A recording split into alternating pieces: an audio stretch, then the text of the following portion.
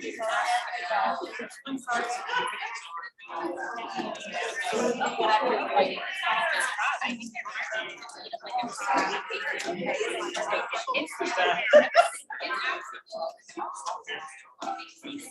right. Well, and I don't know these two. This is like what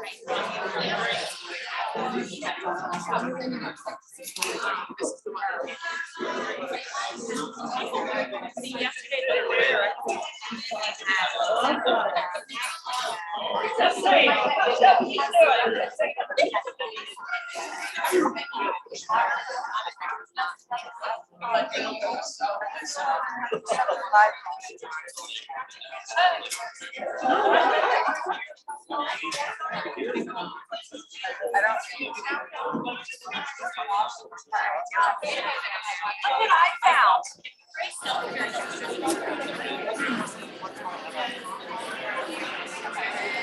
System maintenance. That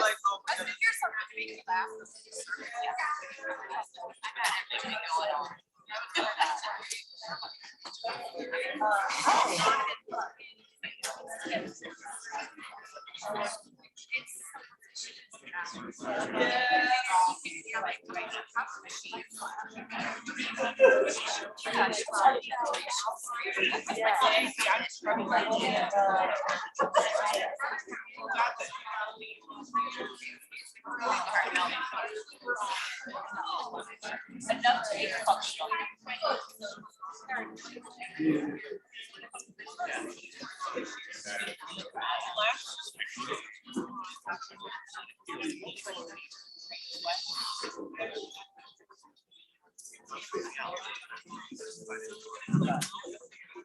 Good morning, everyone. Good morning. Thank you for your patience. Thank you for your patience for those who are online as well. This time I'll see one more slide and then we will see. Thank you for your understanding. Thanks again.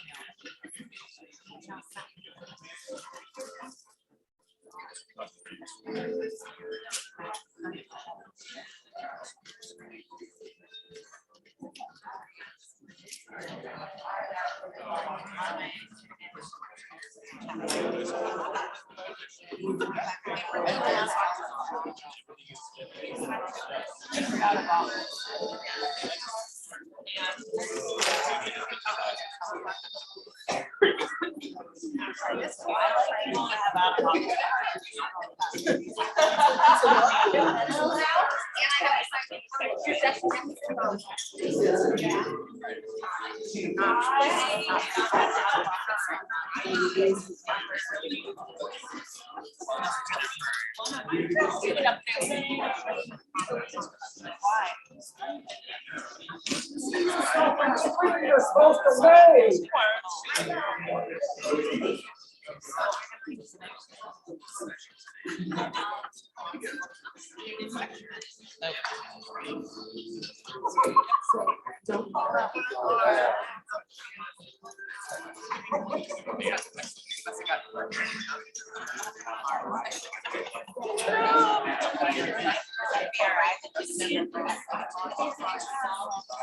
I keep getting and I keep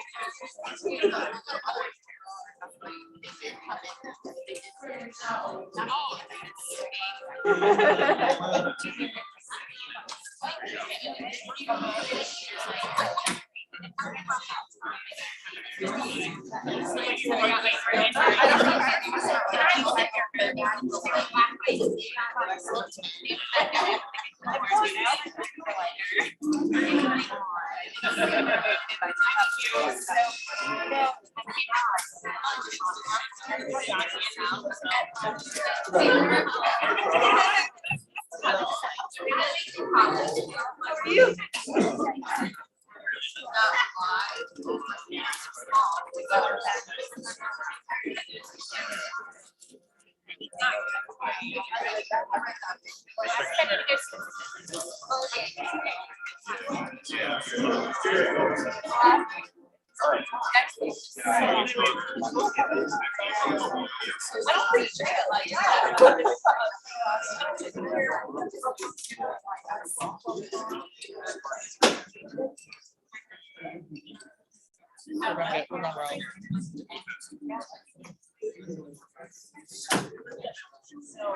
Good morning, VSTE 2021. Thank you all for being here this morning around the building and at home. Would you please welcome to the stage Heather Askey, Chair of the VSTE Board of Directors.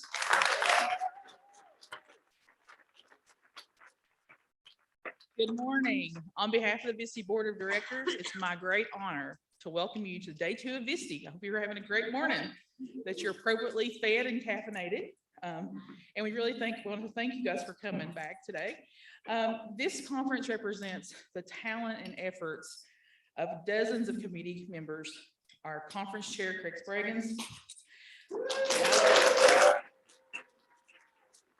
our VSTE staff members, and of course, our executive director, Dr. Karen Richardson.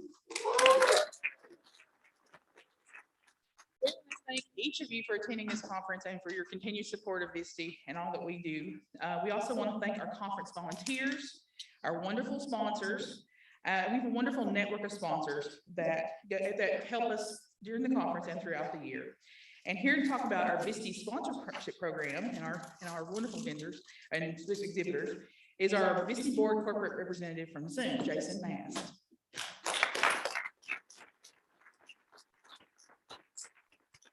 Good morning, everyone. I attended my first VSTE conference in 2003, 2004 as a first-year SBIT ITRC. Can't believe it's been that long. Excited to be here again 17 years later as VSTE's corporate board member and sponsor from Zoom. I attended Vista in many different roles throughout the 17 years, and I always leave astounded by just the amount of work that's being done in our schools and all the education that is happening through our ITRTs, teachers, SBITs, directors of technology. I see though that there's a lot out there on the web saying conferences are dead. Conferences aren't needed anymore. And Vista is a glowing example of how that is not the case. There is so much important work that is being done here that we bring knowledge to, and you bring knowledge to, and go back to your schools and share that knowledge and help that grow continually year over year.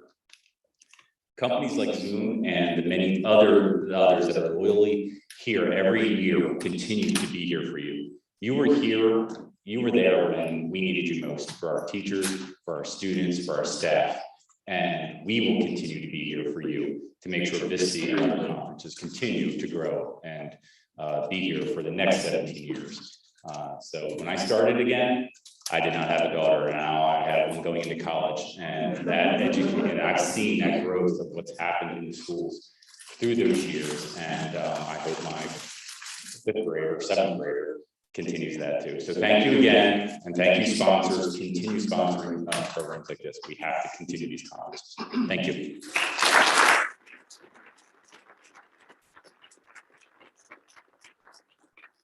Ladies and gentlemen, please welcome Dr. Ruth Okoye from the International Society for Technology and Education.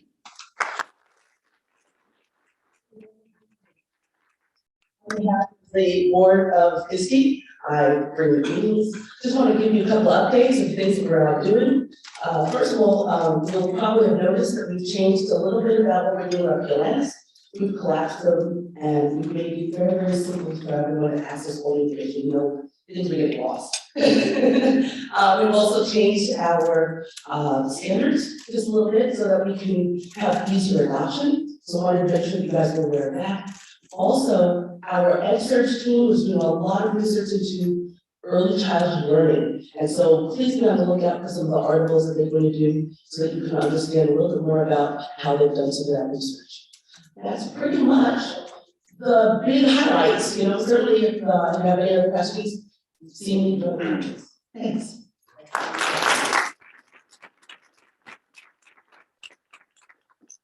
Ladies and gentlemen, please welcome Diane Harrison from the Vista Board as Secretary and Awards Committee Chair.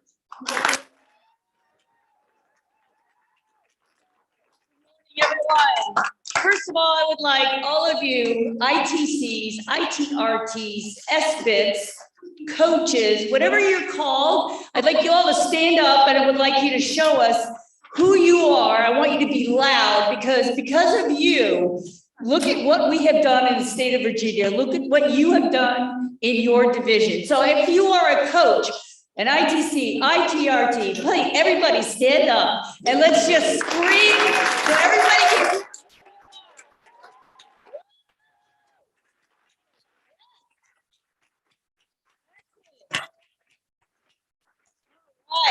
And keep being loud. Keep doing what you're doing and make a big stink about what you're doing because what you're doing is so impactful.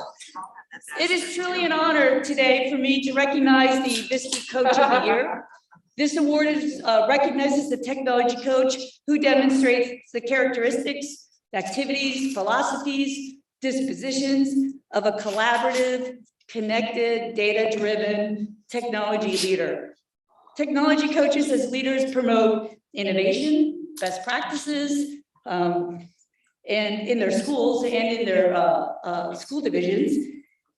Recipients of this Vista Coach of the Year Award must be Vista members. So if you're not a member, please make sure you join. It's free. This award is based on our ISTE standards for coaches. So this year's winner is a learning designer who has made an impact on teaching and learning through innovative ideas and collaborative practices. They're a connected learner, and they are current in educational technology and best practices through their work, which includes developing a robust social media PLN on Twitter. Our winner frequently presents at technology conferences to share learning, but to also collaborate with others. And they are currently participating in the first ever VDOE Computer Science Teacher Cohort. Our winner is a data-driven decision maker. They're part of their school's leadership team, and they use data to better focus their collaborations with teachers. Our winner is a change agent who has moved their school forward through innovative professional development strategies like learning in the loo, pajama PE day on snow days, and creating impactful video tutorials, newsletters, and so many other different methods that engage their staff in how they can use technology to support, enhance, and provide equitable access to learning for their students.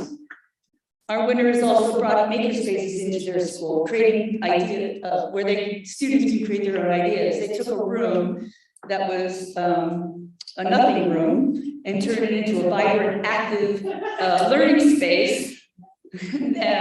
They've received a number of grants to fill that learning space with VR sets and materials and green screens, podcasting equipment.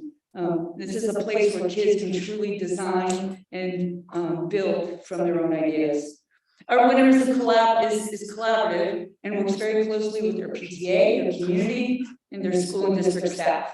To better engage their community and parents, our winner established a before and after school learning lab where parents were invited to participate in the learning with their own children. This year's Coach of the Year recipient embodies the mission of VSTE. They are an innovator, a collaborator. They promote excellence in education through innovative professional development experiences.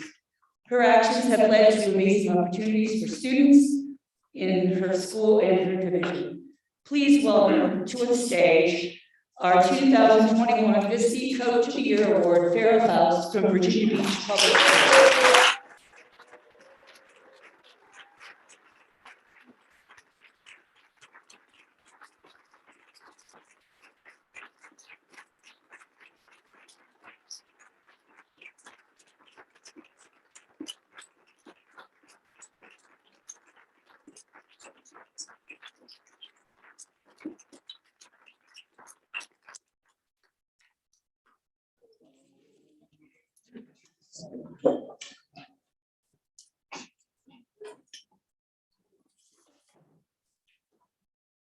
Please welcome to the stage Janet Copenhaver from the VSTE Board of Directors.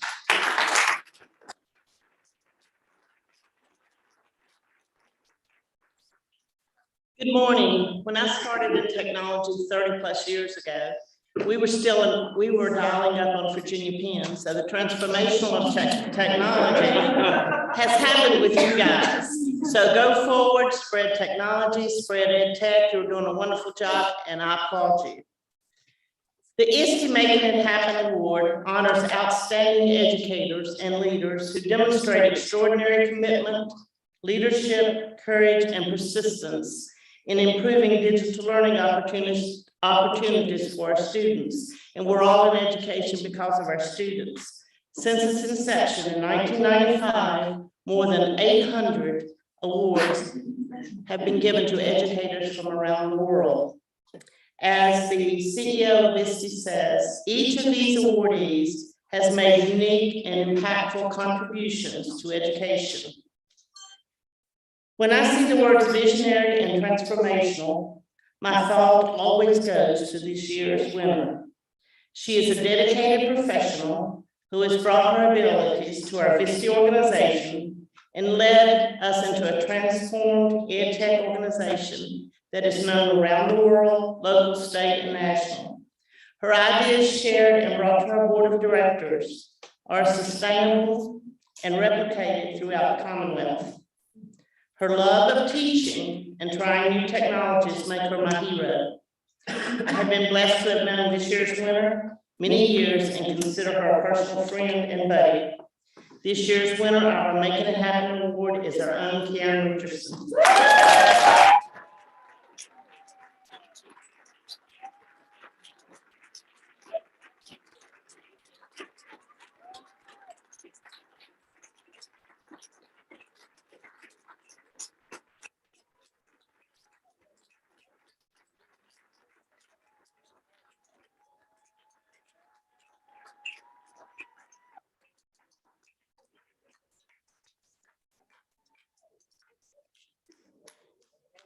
organized. Well, Janice, come over that picture. We'll do one afterwards without them.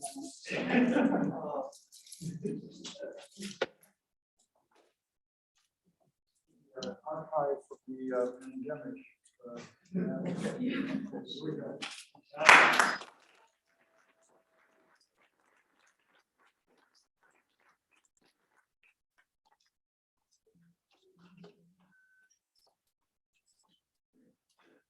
Ladies and gentlemen, please welcome back to the stage, Heather Askey.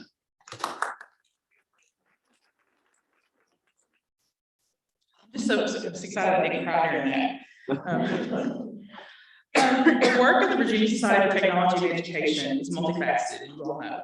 When you come to this conference, you see all sorts of things that happen and all sorts of learning, all sorts of collaborating, networking.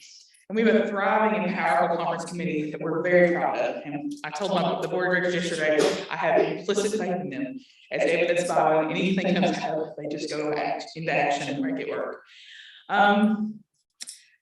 Each director brings their own expertise and passion to direct and implement the work of the organization.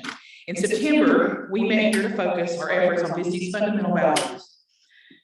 Our commitment to advocacy, professional learning, community, and innovation is the foundation of everything we do. It's our committees that put these values into action. And I'm really excited to share some of the work that the committees have done. In September, we worked on committee action plans, and they really worked on how to focus their efforts and make sure that everything we do benefits our membership, benefits the organization, and makes us stronger.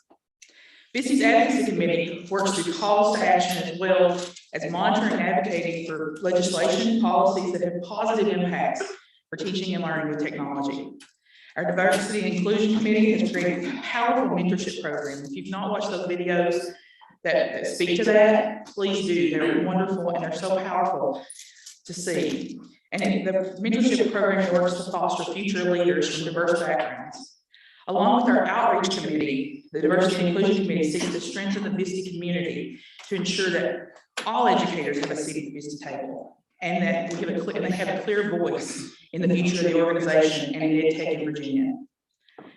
We're really excited to work with how Tim Taylor has transformed the education committee. It's always been a powerful group, but it really has been in-house kind of. We've always known the beauty and the power of the things that were going on in the education committee. But this year, Tim and his group have worked to provide those opportunities for our whole membership. So the education committees bring a variety of professional learning opportunities throughout the year, including monthly webinars and the new EdTech shorts that will launch in January. And also, Karen's going to talk about this at the very end, our VSTE in Action, just a little way to share what you take home, what you learned at the conference, and make sure we're actually using the ideas and all these fantastic resources that we learned here. The awards committee, as you just saw, works to recognize and encourage innovation in the classroom, district leadership, and contributions to the educational landscape of Virginia.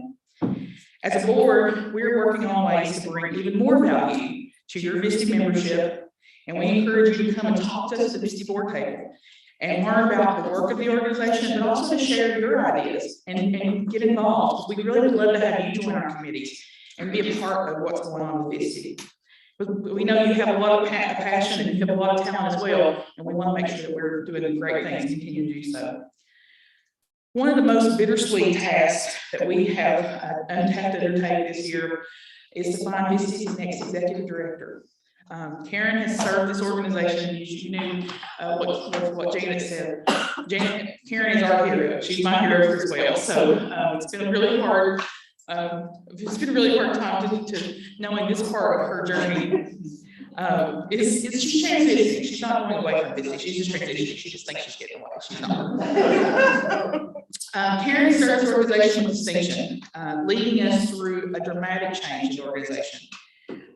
She has inspired so many of us to transform learning in our schools, districts, and beyond.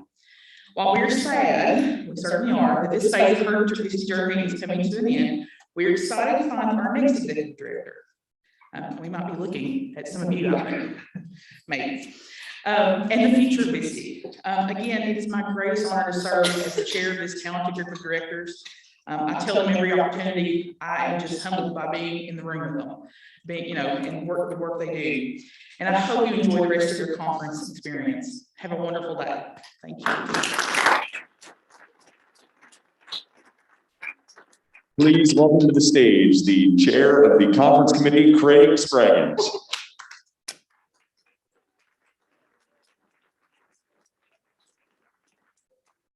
Good morning, everyone. Thank you for the kind introduction, Josh.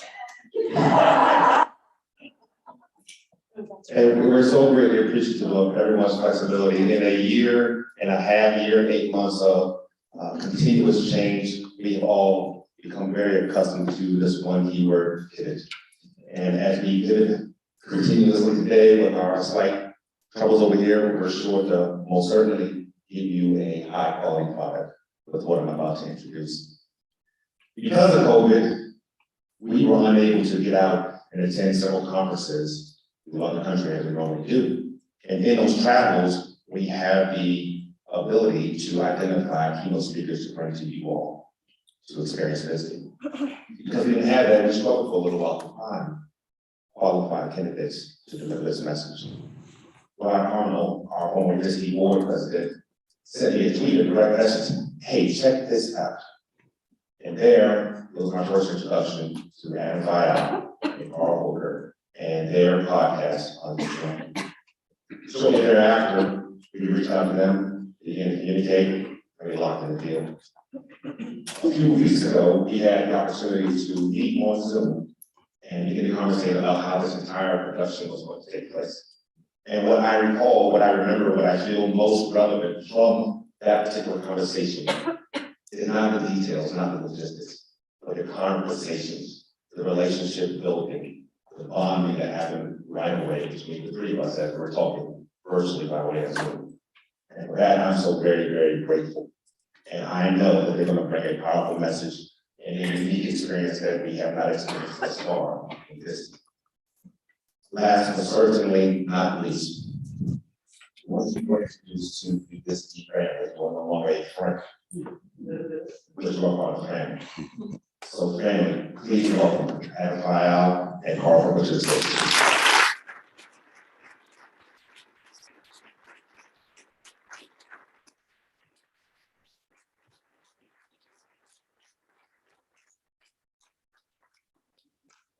Give yourselves another round of applause. Give yourself.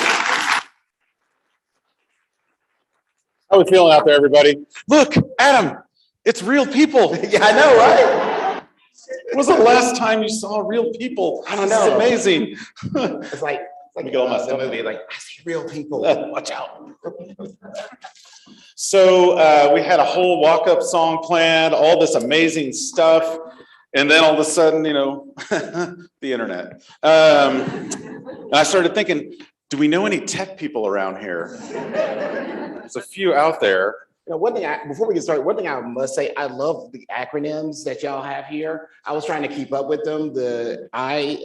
Help me out again. What are all the titles?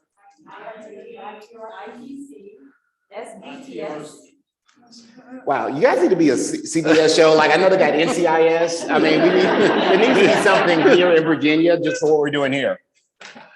Amazing group of folks. All right, there we go. Getting on Zoom here now. So just quick show of hands. How many of you have ever been on a live podcast before? Okay. Okay, so I can tell you haven't been on a live podcast before because if you're on a podcast, you would never raise your hand. By show of applause, how many of you have been on a live podcast before? Let me ask a better question. Thank you. Okay, awesome. Okay, so let's get this up on the screen. How many of you actually, during the pandemic, started listening to podcasts? Oh, there we go. Look, they applauded. See, they applauded. There we go. All right. Well, and you can be honest. How many of you have heard of our podcast? Clap. Okay, prior to finding out we were going to be here, how many heard of our podcast? There it is. Yeah. We got the intro song. We're supposed to do a dance routine. You ready? Here we go. Yeah, ready. Start over. Ready? Cartwheel. No. hack is too old. No, we can't do that. There's no cartwheel here. The mind is willing, but the body is not. Yes, no, not at all, not at all. Okay, so this is being recorded. We are recording this as well. So this will actually go out on the internet. So before we get to the very end, I want to tell you guys something. At the very end of our show, the way we wrap things up, we say we're better together and we are better. And then we say undisrupted. Usually it's just the two of us, but we would love it if you would help us with the ending. So let's practice it now before we get to the end. Oh, you mean start with the ending in mind? Start with the end in mind, just like we do in education all the time. So Adam, you say, just remember. Just remember, we're better together. And we are better undisrupted. No, they gotta say it like they mean it though. That was like, that was like undisrupted. Undisrupted, okay. That's right, one more time, say it like you mean it. Say it like you had like 2 or 3 cups of coffee. All right, we are better together. And we are better undisrupted. Oh, we got it. All right, you can now officially kick off our opening debates. And I thought we'd start out with a very light topic today. CRT in schools. Give us a second here. We're gonna get there. It's like, oh boy, what just happened to this conference?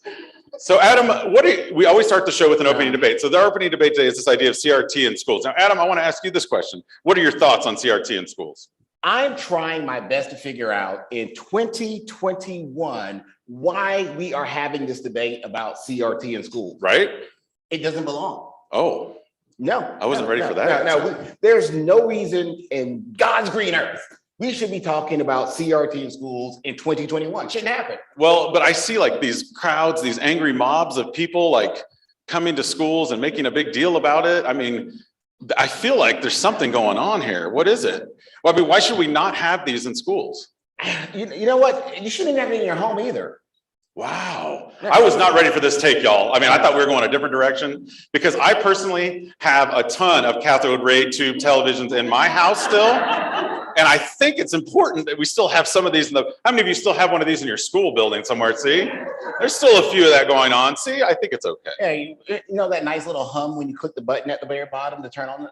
Oh yeah. And it takes like 10 minutes for it to start up. Yeah, I mean, this has to be the CRT we're talking about, right? That's what I was talking about. What did y'all think we were talking about? Yeah, it's not that kind of podcast. Okay.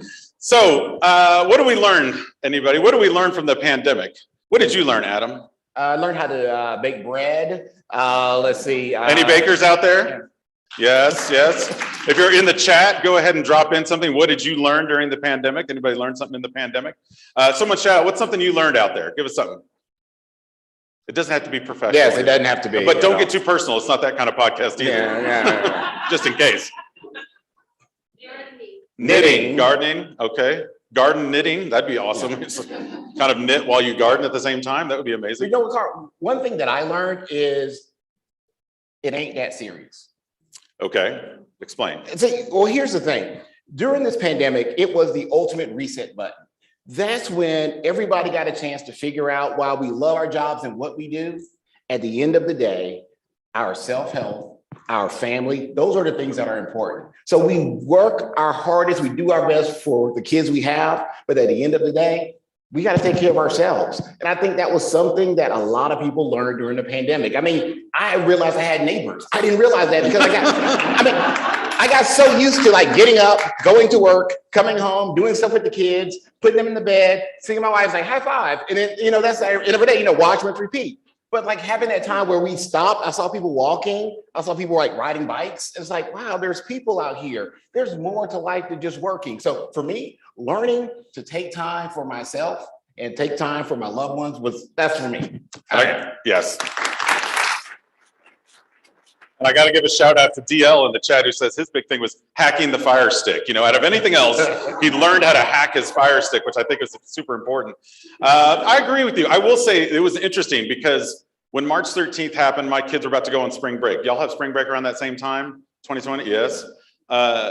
3 weeks ago, my youngest 2 kids just went back to school. So it was a 587-day spring break. That was the longest spring break I've ever had. And I love my kids.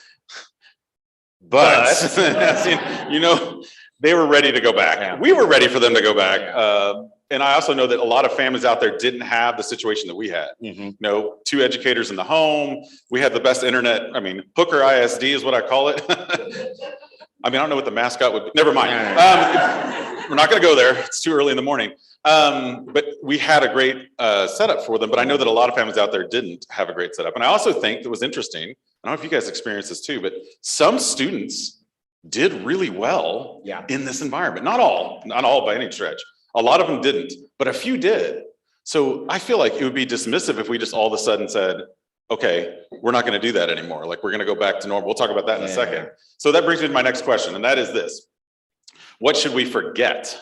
Like, what are some things that we did in schools before pandemic, before pandemic? That we should we're not post-pandemic. Well, we're not even close to that. What do we yet. have now, like the Omarion strand or It's something? a Omicron. What is it? They said it sounds like a transformer that can't Omicron, smell or taste. Omicron. Yeah. But here's the thing, like, going to your point about what we need to forget, I think in this whole process, we looked at kids that got a new way of learning during this whole process.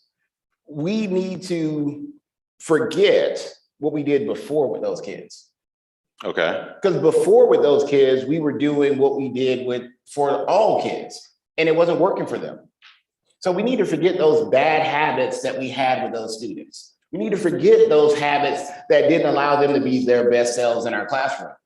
And you know what? It's one of those things where a lot of students got more support during this pandemic than they've ever gotten before. Because I'll challenge anyone. You probably have more contact with your parents now than you ever did. Or ever wanted. As I've seen from the board meetings lately. Yes. Yeah, everybody got, the whole country got magical PD on Zoom.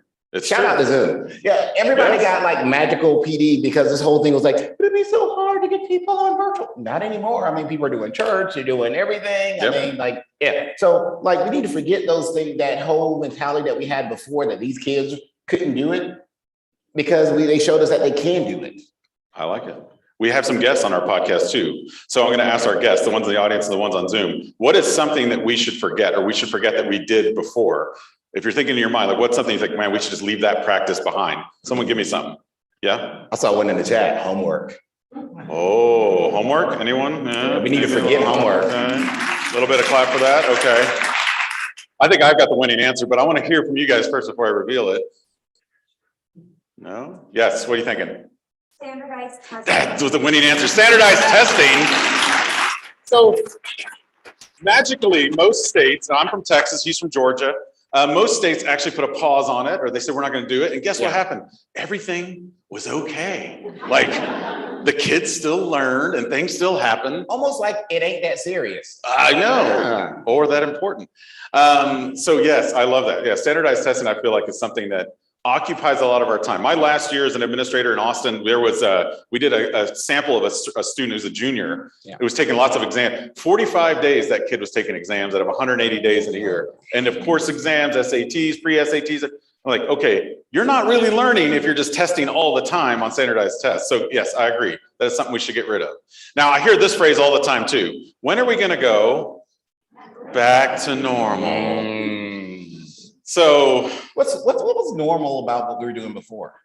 I mean, it was traditional. I mean, in terms of the K-12 environment, we had kind of the one form of delivery of instruction, right? Which was what? In person, scheduled, not asynchronous online.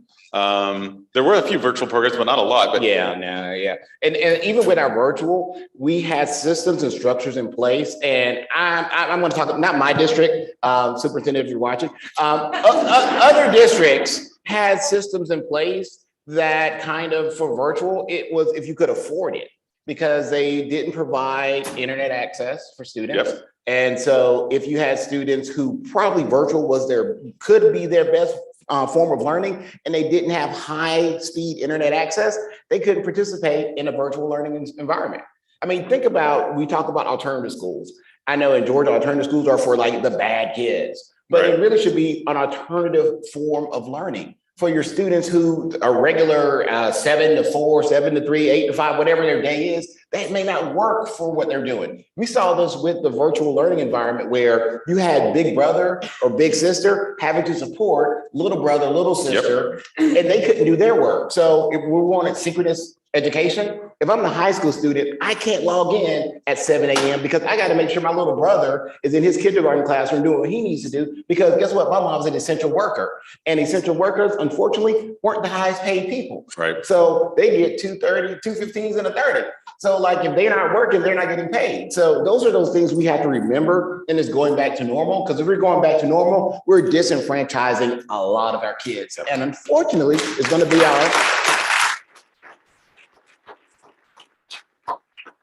more than likely, it's our students in poverty and our students of color who are adversely impacted by this structure. So we're setting them up for failure in the long run. I'm just saying. Yeah, that normal, we don't need to go back to. No, Not at all. I like in the chat, someone said, let's make now the norm. And normal only exists on dishwashers and washing machines. It's very true. Yeah. Very true there, Teresa. Good job. You know, it's interesting when I think about this, I think about my oldest daughter who's now in 7th grade, and she's 7th grader with the last name Hooker. So please pray for her. Yeah.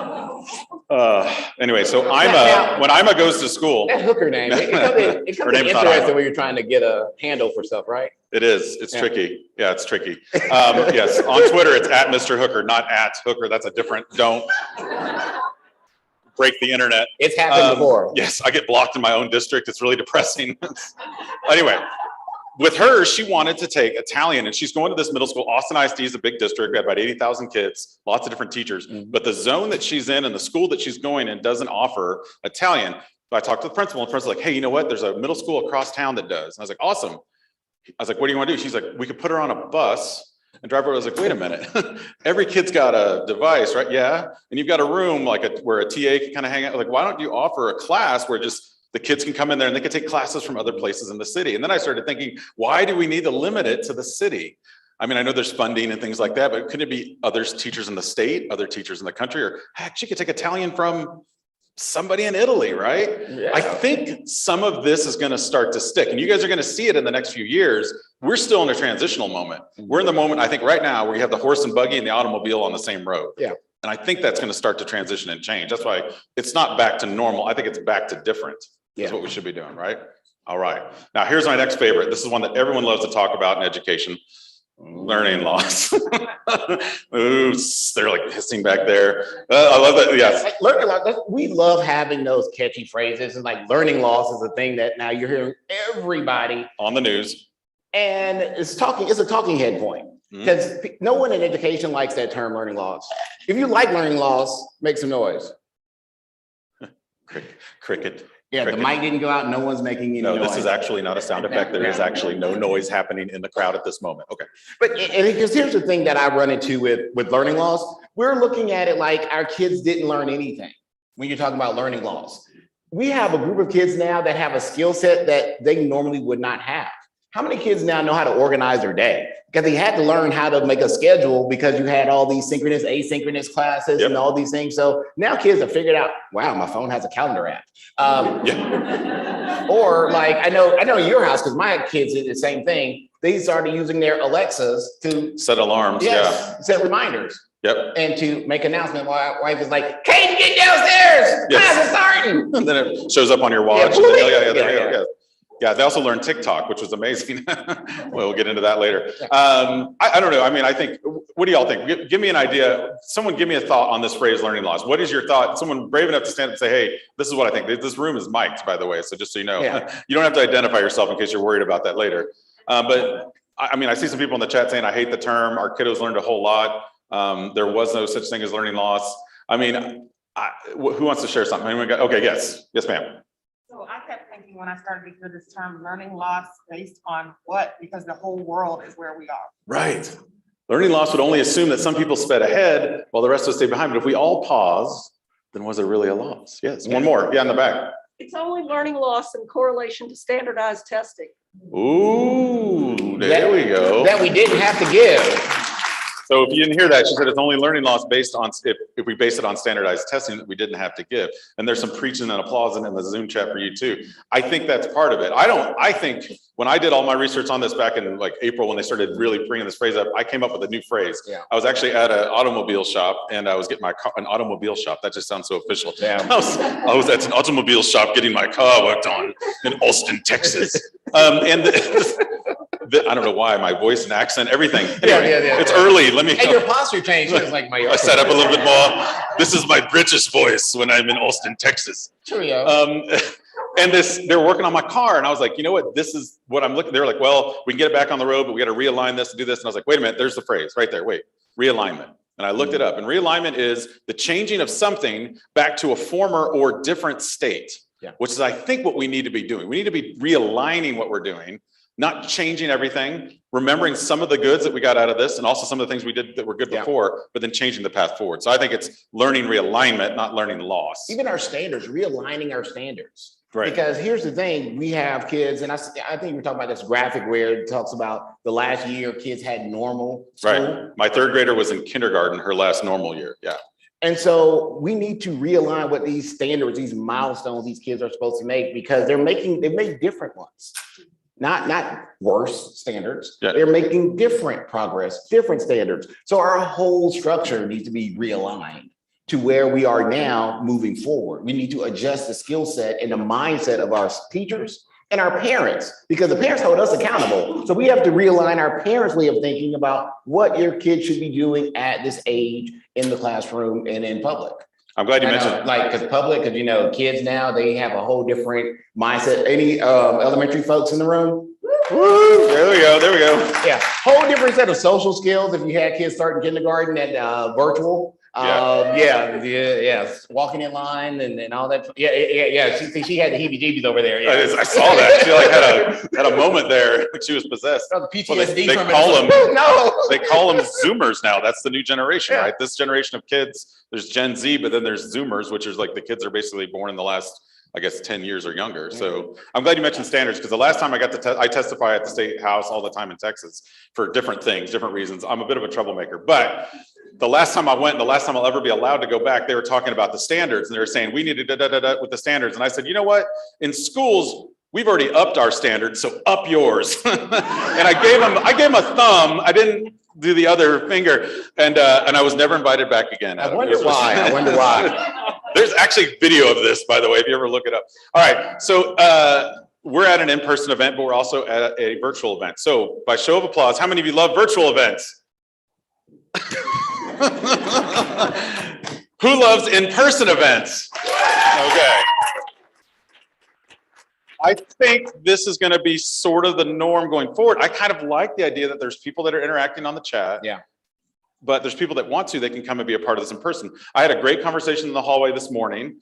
We talked about several things. I'm looking at you, and I'm going to say that I've never heard this ever in my life. I would have never gotten this in an in-person event. Right. This morning, this young lady was telling me a story about how she was working in this agricultural class, and to get a straight A, the teacher said at the beginning of the class, I will give anyone a straight A if they castrate a lamb's stuff with their teeth.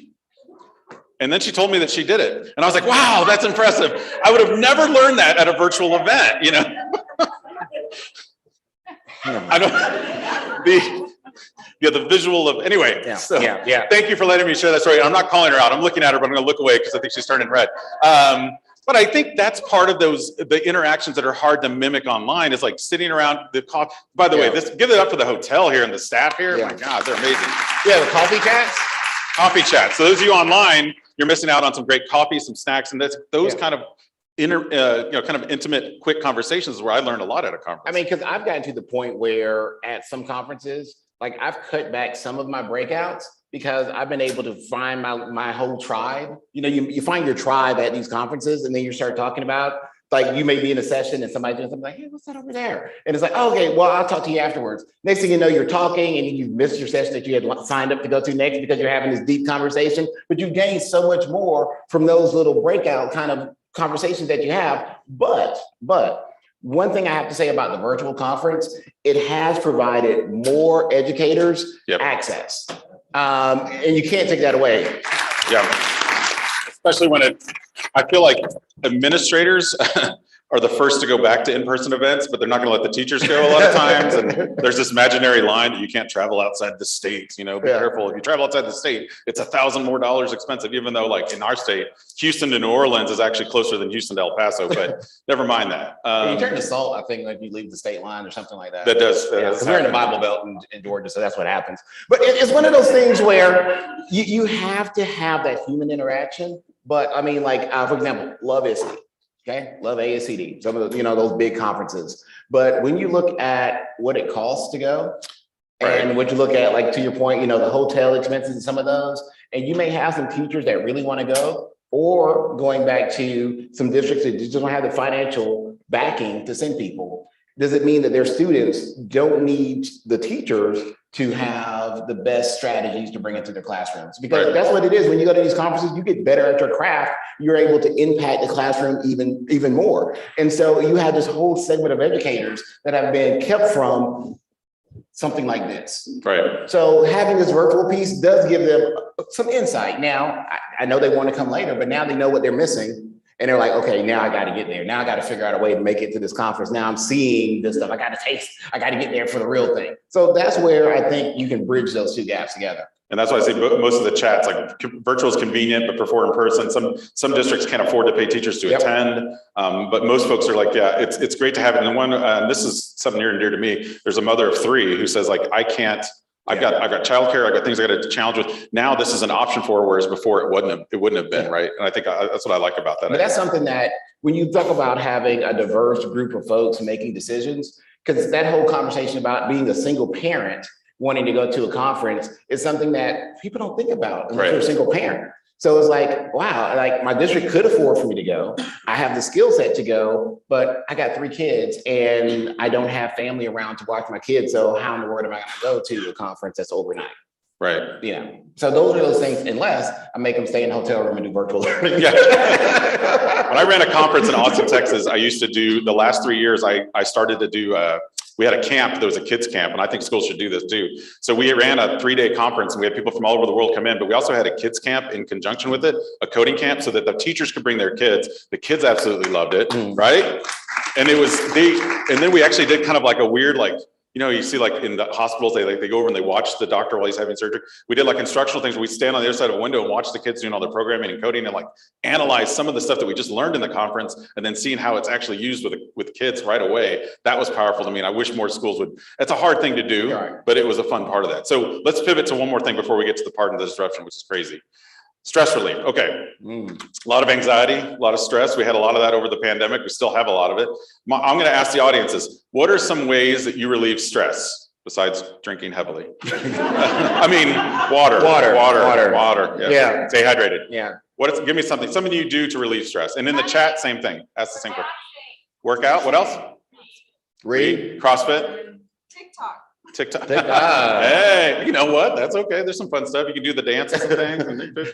End up doing a lot of this. We got video games, walking outside, baking. Someone said curse. See, when we were in Vegas, we got a different answer. That was a very different answer in Vegas. That was a different show. Netflix, shopping on Amazon, painting. Watching She-Ra in The Princess of Power. I mean, very specific. Mine was Squid Games, which is a very de-stressful show. Red light, green light. What about you, Adam? What'd you do to relieve stress? You know what? I am going to be all sappy with this one. Oh. Yes, I know.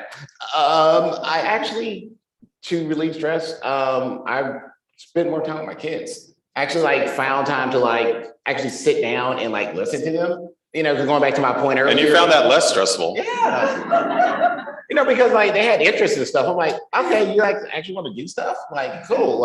They were like, hey, Dad, I want to learn how to do this. And most of them, my 4-year-old, I mean, he's at the point where he can't complete sentences most of the time because his brain goes to something else next. He's like, hey, Daddy, did you walk down and when we saw the thing Dad, can we watch He-Man? And then when I was but actually, taking that time out and spending more time, I think my stress relief, I got a chance to reconnect with my kids and get that Papa Bear time. You know, there's when, hey, Daddy, let's just watch something on TV. You know, getting that time where I'm just sitting on the couch and they curl around me and it's like, oh, then I'm looking like, I've made my own people. I mean, it's almost like they're little versions of you. Like, have you made your own people? I have actually. It's really unusual. And I'm their leader. So, it's like those are those moments where you're like, you know, it's like, Yes, I had 3 girls, and we did the Harry Potter, the whole thing. We went, but the rule was we had to read the book before we could watch the movie. So we read during the pandemic every single book, watched every single movie afterwards, and then compared notes as to what was the difference between the movie and the books. Which I did also when I taught first grade too, by the way, way back when. We actually did a field trip once, and I said, guys, we're gonna go see Harry Potter, the movie, because it just come out. And I found out that it's illegal to take kids to a movie during the middle of the day. So I said, optional field trip after school, parents bring your 6-year-olds. But I meant for the parents to stay. They didn't. They left their 6-year-olds. True story. they were like, date night. Mr. Hooker's got you. So there was a group of 22 6th graders watching Harry Potter and then I told it like the 12 other people in the audience, like, sorry, you're part of the class today. And we did a whole class in the movie theater. But I digress. I forget what I was saying. Oh, yeah. So reconnected over things, some interests. I started showing them, you know, movies that I liked when I was a kid, like Vacation, which apparently is rated R, and I didn't know it. I got in real trouble for that one. You're never allowed to pick a movie out again. Like, all right. Rated R in the 80s is different than rated R now. PG in the 80s. PG, Goonies. I mean, that's like kind of creepy, but yes. Yeah, I started watching Beastmaster with my son, and like literally, like, I mean, I used to watch it on TBS all the time. And then like I watched it on Amazon Prime, and like literally like, you know, 2 minutes into I was like, whoa. Can't do it. Can't do it. No. Well, this brings us to our exciting part in the disruption, which you guys have not been a part of. If you've seen the podcast, there are some times that we do these. This is a very high, fast-hitting. It looks very similar for those of you that ever watched a 4-letter network that goes by the name ESPN. Very similar to that. We're not saying that it's anything to do with that, but in education, we do like to borrow sometimes. So we're borrowing this, let's just say. But essentially what we're doing is you'll see a clock up there. It's already started. We're going to power through a lot of topics really quickly, and then kind of bounce these back and forth off of each other. So again, I mentioned it earlier, Adam, March 2020, the longest spring break in history, things you learned, things you didn't learn. If you could go back in time to March of 2020, what would you tell yourself? I'm asking the chat, and you guys think about this too. What would you tell yourself right before that moment? What would you do? Well, I would have told myself to buy some stock in Zoom and Zoom and Pfizer and Moderna and. So you're greedy. I get it. I was just thinking like go to the store and get more toilet paper because right? Because like we ran out of all the, like in Texas, there was no toilet paper for like 3 weeks. I was like, what is going on? Why do you guys, it's like toilet paper, water, and flour. We couldn't find any of those things. Yeah, well, everybody was baking bread. That was a huge thing that took off during the pandemic. And apparently bread makes you have diarrhea and you needed a toilet. I don't know. I'm just, maybe, I don't know. Diarrhea of the mouth, maybe. Out there, what about you guys? What's something that you would do differently if you could go back in time and talk to yourself about March right before that day happens? Got faster internet. Faster internet, yeah. Faster internet, yes. Get some nice, be the first one to get the designer masks. Because you remember that time in the pandemic where everyone just got the medical grade the first like month or two. And then there was like the designer ones with like the glitter that I see a few of you in the crowd wearing, right? Be that first person on Etsy to do that, yeah.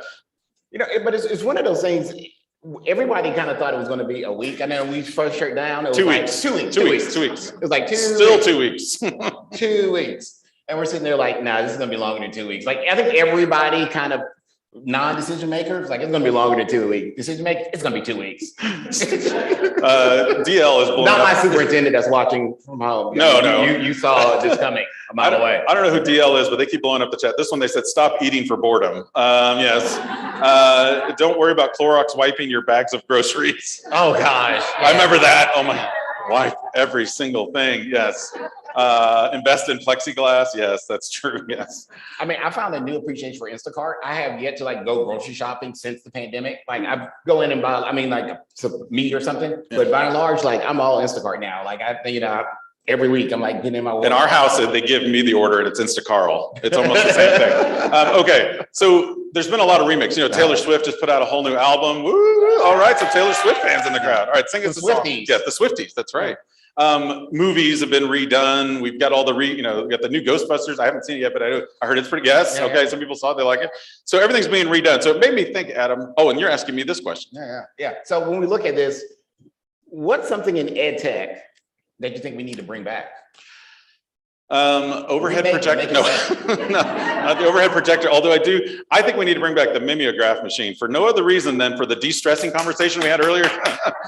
For those of you that are old enough to know, that thing was amazing. And by the way, people go into the teacher's lounge and just kind of hang out because you would smell the smell of that thing. You're like, I feel pretty good. I don't care what I'm teaching the rest of the day. I feel good, man. Hold on a second. Let me grab this Sharpie paint marker as I walk away. Oh, feels Or amazing. like the VSTE markers on the overhead. Yes. Like no one ever like used the where you're supposed to spray it. Like I had a teacher who I would just like lick her finger and like make the correction. You got that permanent. I used to spray the spray bottle, but here's a true confession. There was a certain student that I didn't like too much, and I put him right on the other side of the overhead. So I'm gonna go. Oh, sorry, I got you again, Damien. My bad. My bad. That was actually his name, was Damien too. My aim is off on this one. What about you guys? What's something you think we should bring back in ed tech? What should come back that would just be fun or different? Something from the olden days. What's that? Oregon Trail. Yes. What's the #1 way to die in Oregon Trail? Dysentery.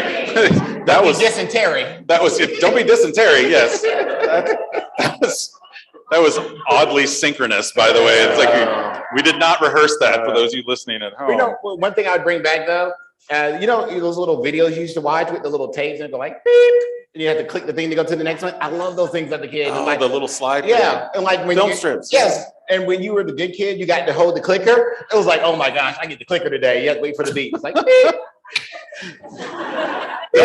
Y'all can't see it, but Karen's over here going absolutely crazy. Yeah. I'm like, that's how you make it happen right there. See? Yeah. Kids make their own films. If you put them in Clorox, it clears everything up, and then they can draw their little. You made your own film strips. Wow. I did not know that. That See? is now that's a hack now. It went from a consumptive device to a creative device. I love it. That is awesome. All right.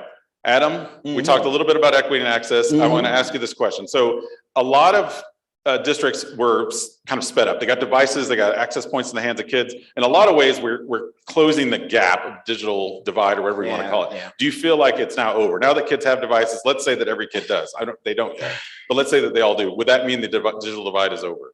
No, hecky no. Now, and here's the thing with that. We had this whole mentality of like, just give the hotspots to the kids. You know, you have like the Khajiits, the AT&T, the T-Mobile, all these things, and we gave all these people hotspots. I'm sorry, I've said it before. Hotspots are a narcotic.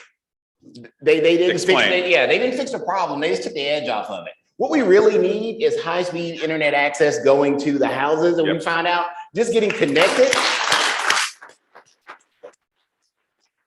What we found out is getting connected to the internet doesn't solve the problem, because how many kids had internet, but then now you're asking 5 people to be on Zoom at the same time. So it's not even getting connected to the internet. It's the bandwidth. It's how many gigs that you have. It's what you can do when you get onto the internet. And here's the other piece with this whole equity and access. I'm going to take it and add another component to it. We need to talk about the tasks that we have our kids doing. Yes. So it's what are the kids doing? Because you have some kids that are getting connected and it's like, oh, these are my good kids. And they're getting all these really creative, innovative things. Yep.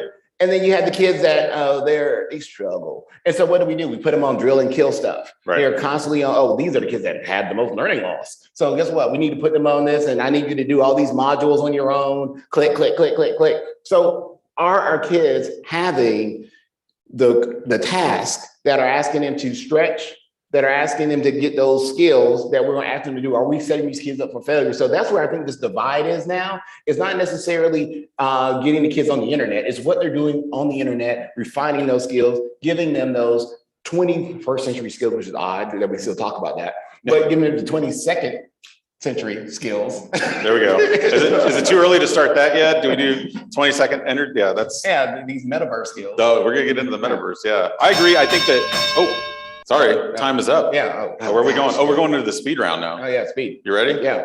You go first. Like social footprints. We talk about all this stuff that our kids have out there with their social media and the footprints and things of that nature.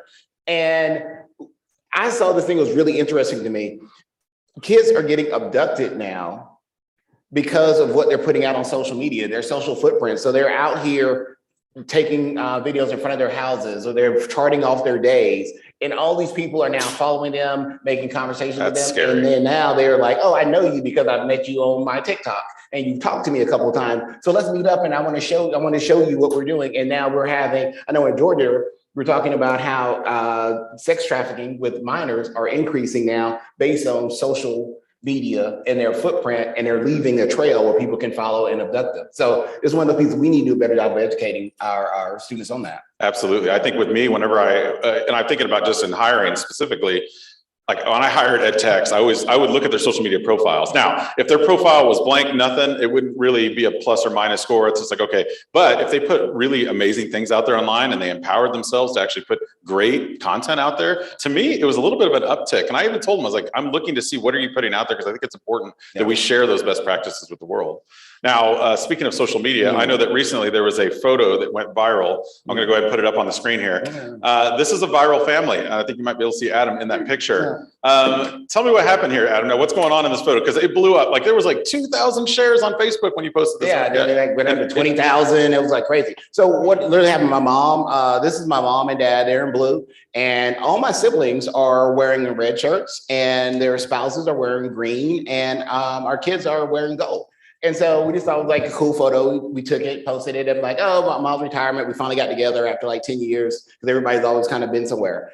And all of a sudden it got shared somewhere else. Next thing I had to turn my alerts off. It's like 20,000 shares. Like, oh my gosh, this is so amazing. It's on the like marriage club website. They're like, you guys are so amazing. You're like the Huxtables. I said, yeah, minus the weird Bill Cosby stuff. But other than that. Yeah, not a good. Yeah. That didn't age well. Yeah. But you know, it's one of those things. And then all of a sudden we started seeing this post showing up on other places. So like, it was like a travel site that like shared this post. It was like, plan your next family vacation with us. And they used our picture. Yeah, it's like, you didn't plan that. Well, it was me and my siblings got on Airbnb and found this place. That wasn't you, but it became a thing. And so like my sister emailed the people like, hey, you didn't plan it there. And then they blocked her. And then my other sister said, hey, and they blocked her too. And then they went ahead and added a byline. Oh yeah, we didn't plan this particular event. They had to put that. That's brings us to this next point, which is who owns it? Yeah, when you post on who owns it? I mean, I don't know. Are you guys like me sometimes? We're educators, like I said, we borrow a lot from each other. So I like putting a lot of content out there. I put slides out there. I have people asking me like, how are you doing this thing with the weird stuff on the screen? And I'm like, I'll make a video and put it out there. I think it's tricky. So I think if we're sharing it educational use, I feel like it's okay to borrow a little bit. But if you're using it for commercial use, like you're saying, it's this, we won't name the company, but let's say it rhymes with ERBO. Herbo that was using this thing. I mean, I think in some ways you got to be careful because I think, you know, you got to have some credit. There's got to be attribute. Any librarians out there? Anyone work with librarians? Mm-hmm. They're very quiet. You can't. Oh, there are some. Okay. They know what we're talking about, right? And we talk about that Creative Commons and attribution and all of that. I do think that needs something we need to be practicing. One thing that I started telling teachers as they work with their students, teach students how to make their own watermarks and watermark their images and their videos when they post them online, because it's their content. And so once kids start realizing that there's their content and they can watermark it, put a little stamp on it, put their little @ whatever on their images, it's their stuff. And then now they're a little more cognizant of other people's content, and they don't take their content because they're like, okay, I'm a creator. I want to get content from my creation, just like I want to give somebody credit for theirs. So make sure that they're monetizing it that way. Yeah, speaking of creating content, TikTok challenges. Anybody experience that funness in their schools? Yes, yay. And a lot of applause because I would. Anybody's bathrooms got jacked up? Anybody? Yeah. I'm like, why can't they make a TikTok challenge? It's like, hey, here's what you do. Bring a coffee to your teacher today and put it on TikTok. Ooh, here we go. Or like, how about this? Like, don't like put your Chromebook on the oven in your house. Yeah. That actually happened? Yes. Yeah. My favorite was the iPad that was obviously on the roof of the car of a kid who drove down the street, brought it in. You could see the tire mark going over it. And he's like, I don't know, I got it. And it was this way. I was like, there's a tire mark and cracked glass. I don't think it just became that. But yes, not to mention, you posted a video of you trying to launch it off your car and posted it on TikTok. So now I know that it was you. Yes. And you know, as the kids say, they're dry snitching on themselves by posting on social media. Yeah. Dry snitching? Yeah, dry snitching. That's a new phrase by me. Yes. That's a new one. Yeah, no cap. Wow. All right, okay. so Carl, this is the next thing I want you to talk about here. So like, we talk about going into space. What are your thoughts about billionaires in space? Billionaires in space. Space. Remember that was that Muppet show that was the big pigs in space. I think it's good, bad. I mean, some interesting looking rockets on the screen. I'll just say, but I don't know what's going on there. I was What is the biggest rocket? You're making me blush. I always wanted to be an astronaut. So for me, I'm thinking maybe there's a possibility. I mean, I'm not a billionaire, but at some point in my life, you know, I might be able to go into space now, whereas before I wouldn't. So I think in some ways it's driving innovation and we need that. It's definitely a big flex for these guys, right? It's like, who's the first one to get into space and who's the first one to do this? So I mean, I think it's kind of both. I mean, I feel like it's kind of annoying, but it's also going to be good for us late down the road. Yeah, it's one of those weird, like you said, flexes, because those people could do a whole lot with their money and they're choosing to burn it. Literally, I'm going to burn my money and show you how much I'm going to burn my money. Yes. You know, I don't know.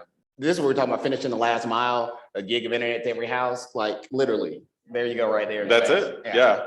A lot of shout outs for William Shatner, by the way, in the chat, because that was cool to see him go to space. They put Strahan in space, oddly enough.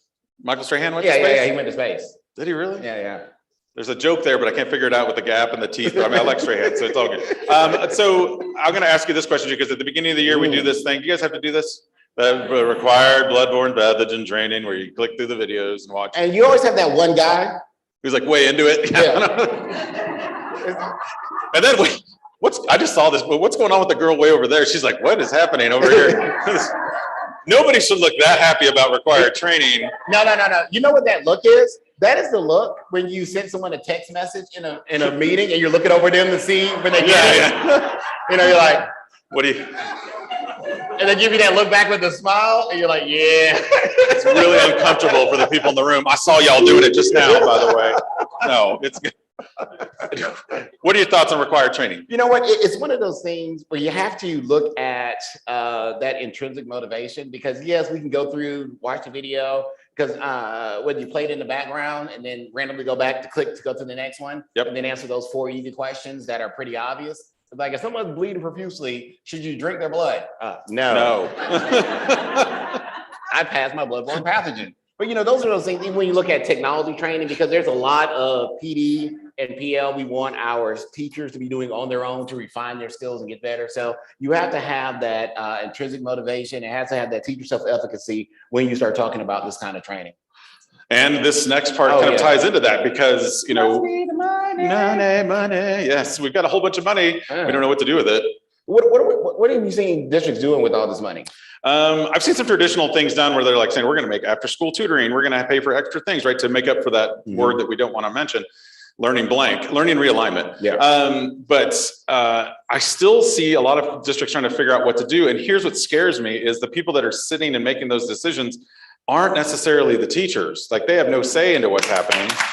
And not that the teachers have to make every decision, but like they should at least have a seat at the table when a decision is going to be made that's going to impact the classroom. And I don't see that happening enough. Every time I talk to a school, I've been doing some work with a couple of school districts recently, and I've like, who's in the it's the assistant superintendent, the superintendent, the business office. I'm like, all right, that's great. But you're the farthest away from the classroom, and you're making decisions that impact the classroom. Like one thing that we did in my district, we use this thing called crowd loop. Have you heard of crowd loop? Nope. Okay. It lets you crowdsource ideas. And so we did that. We pushed it out to our staff and we were able to crowdsource these ideas and people started feeding into it. And like the circles get bigger as more people start getting some feedback. Okay. And so that was the way we kind of got our teachers to get some feedback. And then we vetted their stuff once they said, hey, let's do this. And then we were able to come back in and vet it. So if you're not doing anything like that, crowdsourcing from your staff, from your parents, you definitely need to do that because we want to make sure people know what we're spending our money on because we got to be held accountable for this stuff. Speaking of spending money, tis the season. So Carl, Mr. Hooker, yes, tell me what is on your wish list as a geek? All right, my favorite thing that I'm getting right now is I've been working with schools that want to do multiple screens in their classroom, but it's super expensive to put up like monitors because you want to have multiple screens. So I have this little Nebula projector. I don't think I brought it with me. It's about the size of a Coke can. It's $250 on Amazon if you get it at the right time. And you can project on any surface. It can AirPlay, you can Bluetooth to it. You can plug in HDMI for your Chromebooks, your iPads, doesn't matter. You can plug it in and you can project on any surface. So instead of buying like 4 TVs that would cost thousands of dollars, you can buy 4 of these things for $1,000 and have it presented on every wall. So that's my favorite gift hack. And it takes the learning from one person to multiple people in a classroom. What about you? Does it have to be educational? No. Okay. My favorite like gift that I got, and I'm like going to get it, is like my top hat smoker. Do you guys know what that is? Oh, we got some applause here. For those of you who like your drinks, I'm totally taking it there this early in the morning. If you like your bourbon, they have these little cool top hat smokers you can get on Etsy. And like you put them on top and then you put little wood chips on there, a little torch. It makes your drink all smoky. And you can even do it like with cheese and stuff like that. So it's a total like non-tech gift. But we were talking about earlier, how do we relieve our stress? And I didn't add that after I spend the time with the kids. That is. Oh, now I believe your story. Because at first I was like, really? You see how I brought that back around? Brought it back around. I brought it back around. Speaking of bringing it back around, let's talk a little bit about our session today. So Adam, you have a couple breakouts. Tell me what you're working on today. Like I got one that's, I think about 11 o'clock session. It is putting the pieces together. And with that one, I'm kind of looking at like all the different things that we're asking teachers to do, the research-based instructional strategies, SAMR, TPAC, rigor relevance. How can all that stuff be meshed together so it's a seamless process and really taking that creation process and your curriculum and moving it forward. So really cool stuff there. So like, what do you got going on at 11? I'm doing a session on blended assessment, which sounds exciting. Yeah. It is very exciting. Believe it or not, it'll be fun. It is saying all the good stuff that comes with assessment. I'm not talking about the high stakes. Oh, okay, good. There's a lot of good stuff that comes from assessment. So that one's a very fun one. We do some interactive things as well. And then that's one thing I love about your sessions. Like you do a lot of like getting up and like. There's a lot of movement. I'm warning you, if you're coming to the failure one, which is at 1 o'clock in this room, just have comfortable shoes on because we're gonna be moving around all the time. Yeah, I'm not making. And then what's your 1 o'clock? Yeah, my 1 o'clock. What is that one? Oh, that one is one on talking about having spaces that are inclusive of all your students. So really focusing in on some work that I've done with our library media centers and our learning commons and really making these creative spaces that are inclusive of all learners within your building. So really focusing in on that and just kind of sharing some best practices and want to hear what y'all are doing also. So really interactive in that. We wrapped up the part of the disruption. Let's give it our contestants a hand. Yes, yeah. And as we come to the close, we're going to try something different. We've never done this before on the podcast, but because we have a live audience, we're going to try this right now. We're going to let you guys decide out of the next few topics what we talk about. So our last 3 topics are going to be face off. We have a poll down here, mrhook.it/poll. If someone could join. Face off. Oh, network. Oh, if you're online and you want to participate, you're gonna get to drive this. Okay, so I'm gonna put our first topic up. So we'll do this. If you're online, you can do a vote. If you're in person, you're gonna do it with applause. That sound good? Because we gotta pivot, all right? All the time. That's my least favorite word. I've been using it too much lately. Oh, you know what? While you do that, I want to do like You're gonna Vanna? Yes. So all right. like when I go through that, you want to scream as loud as you can for the one that you want to do. So this is like teachers pay teachers. You want us to talk about that, or non-fungible tokens or NFTs? All right, so here we go. Everybody ready? Everybody ready? Go.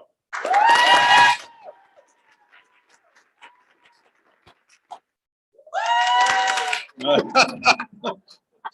don't think we got any cheers over here, really. It worked out actually because on the poll, it's not showing up on the screen, but on my screen, I could see 59% were TPT and NFT was 41%. All right, so Adam. TPT. Talk to us about TPT. All right, so teachers pay teachers. There's some millionaire teachers on that thing. I saw this. The first teacher that made $2 million just hit just in the last month, I believe. Yeah. So like when it's one of those things because districts have the conversations around who owns content. I've seen some districts get in the weeds and like, well, you made it on a district computer.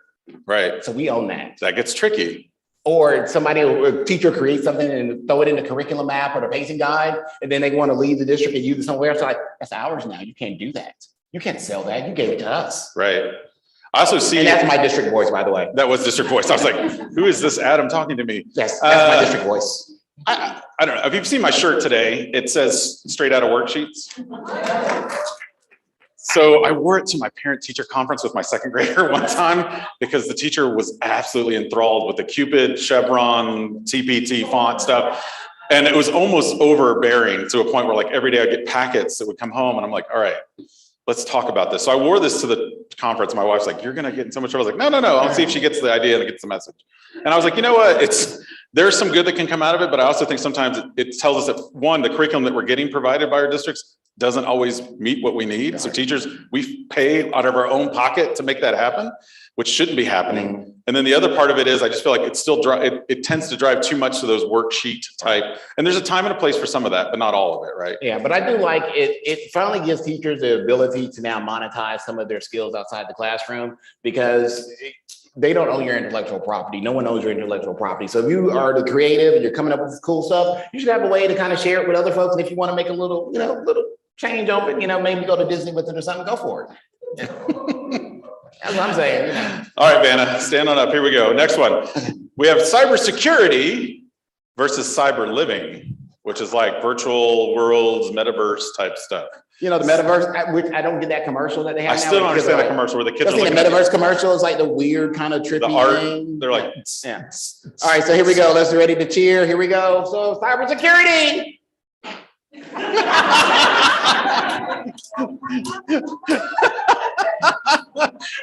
Wait, I didn't hear you. Again, cybersecurity. The one guy in the back, the IT guy. Woohoo! Let's talk about it. Wait, it's the guy from Zoom who wants to talk about it. Of course. That is very important. So yes, we know. We see the updates, Mr. Zoom man. All right, cyber living. Cyber living. All right.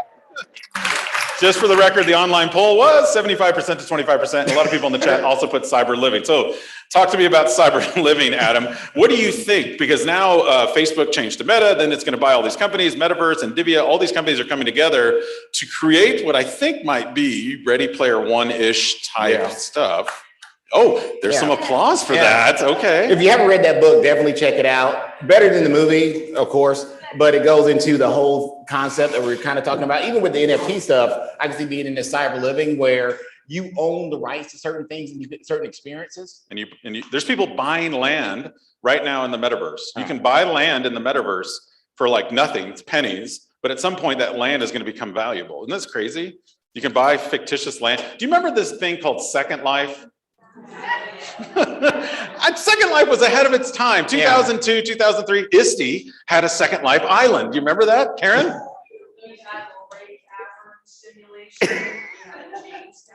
Jamestown simulation. Oh my gosh. I love Karen. We need more. Play the organ like in the Luray Caverns. Oh, we did National Bridge. We need more Karens in our life. Not those. This kind of Karen. That's what we need in our life. Yes. Yes, we do. I love it.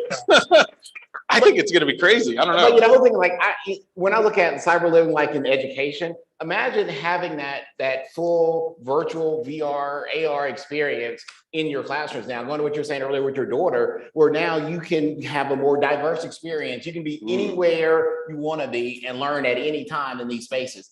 Even if I think about masterclass, where now I could actually be in the metaverse taking a class with Gordon Ramsay. I love Gordon Ramsay, by the way. He's like amazing. What does he sound like, Adam?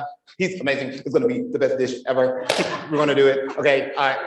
That's terrible. Start over again. Yes. Yeah. I can't say the other stuff I want to say because, he does swear quite a bit. Yes.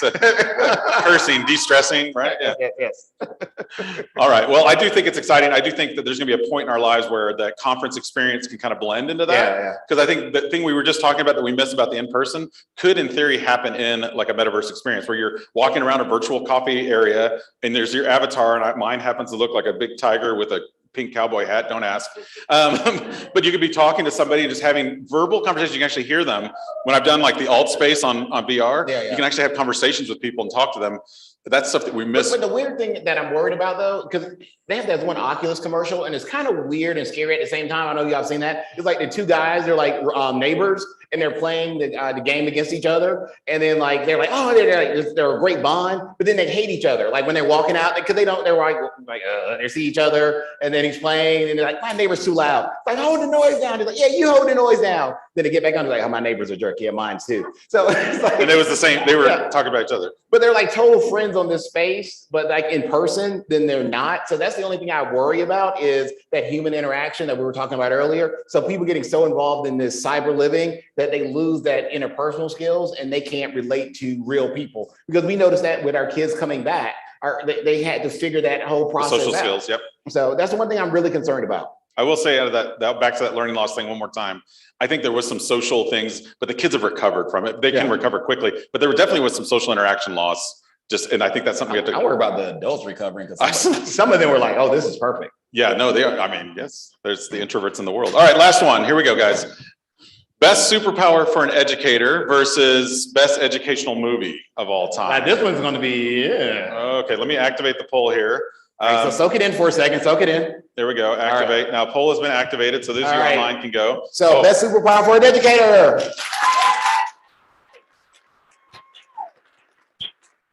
Best educational movies. Oh, wow. All right, this is interesting.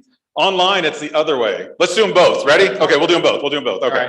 All right. Because voice and choice matters. Yeah. And honestly, how many times have you had a keynote speaker say, you should have voice and choice in your classroom, but you have to listen to every word I say, right? Yes, you don't get any choice. Now you have choice. All right, best superpower for an educator. Adam, what are you thinking? Oh, it's got to be. And I want you guys to give me a couple in just a second. Got to be telepathy. Like, you know. Ooh, that'd be evil. Yeah, if I could be like Professor X in there, like. No, someone said, nope, I don't want to know. I don't want to know what those kids are thinking about me. I don't want any of that. What else? Give me a superpower. If you could have any superpower, what could it be? As an educator. Educator. What? What'd you say? Making copies of yourself. Making copies. Clone yourself. Oh, yes. I like that. I thought you said making copies, and I was like, like we already do that. It's not really a superpower. It's just kind of power. It's like unlimited copies that the copy. Yes. I'll bring them up. I want to have like Hogwarts. I want to be like being able to like, let's clean up the room. Right that, right? And the room gets clean right away. Yes, yes. All right. What else? Also, the Harry Potter universe, the time thing. Being able to A time turner. Yes. Got to be careful that whole time space continuum thing, but I think it's good. I see invisibility. A lot of teachers just want to be invisible. I'm not here. That's kind of depressing. One person was very specific. They want 5 arms and hands. Not 6, not 4, but 5 arms and hands. Yeah, I don't know how that would work out, but yeah. All right, so best educational movie? Friday? No. I learned a lot in that movie. Oh, you mean like movie about education? Yeah. I'm going to go with Fast Times at Ridgemont High. It's a little bit different. It's a little bit, they had the mimeograph, the kids smelled the paper, and you had the teacher, the history teacher, what was his name? Mr. Hahn. Yeah. That's right. What are you doing? Eating some pizza, learning about history, man. This is great. Yeah, I'm going to kind of cheat on this one. The school is a part of it. I'm going to say Ferris Bueller's Day Off. Ooh. Oh, yeah. What else? Give us another one. Dazed and Confused. Dazed and Confused, filmed in my hometown, Austin, Texas. What else? Lean on Me. Lean on Lean Me. on Me. That's a good one. Oh, yeah. That was up in New Jersey. It was based on a Principal Joe Clark up in New Jersey. Yeah. What else? Mr. Holland's Opus. Mr. Holland's Opus, another good one. Y'all are good. These are good. They're much better than our choice. Yeah. I've got on here Breakfast Club. Well, Yeah, that was going to be Dead Poet Society. does Barry Manilow know that you rate his wardrobe? Saved by the Bell. Now that's a TV show, but yeah, I think they had a TV movie. they do. Yep. October Sky. Oh, good one. I see Dead Poets. Teachers 1984. That was a great. If you haven't gone back and watched that movie, I think that's the one where like the guy dies like while he's handing out the test, and the kids just continue to take the test and hand it in and take the test. His whole entire class goes. He's dead at his desk with a newspaper, and no one knows it because that's the kind of teacher he was. School of Rock. Bad Teacher. Bad Teacher's gotten a lot of votes. I don't know about our crowd, Adam. So I do know about our crowd. I love them. So Well, everybody, we appreciate you being a part of this podcast. This has been a great experience. Yes. Thank you. Give yourselves a hand. Woo! All right. This has been the Undisrupted Podcast, brought to you by Future Ready Schools. He's Adam, and you can follow him at AskAdam3. And he's Mr. Hooker. You can follow him at Mr. Hooker. At Mr. Hooker. Oh, you're asking them. Yeah, no. You can follow him at. There we go. You know, not Hooker, but at Mr. Hooker. And remember, everybody, we are better together. And we are better undisrupted. Yes. Woo!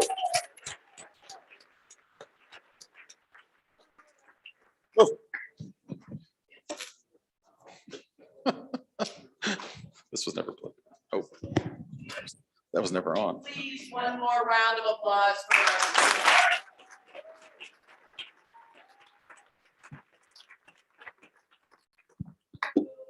they only give you like a second or so. Thanks, everybody, for coming. You know, Wi-Fi may have been a little wonky here. We got the gerbils in the back. They're running harder and harder. We'll get it up and running for you. Meanwhile, go get something to eat. Look for your next session. Hit up the exhibit hall. And then I don't think I have the slide for the reminder, but one of the things we really would love to see. Use that mic. It's working.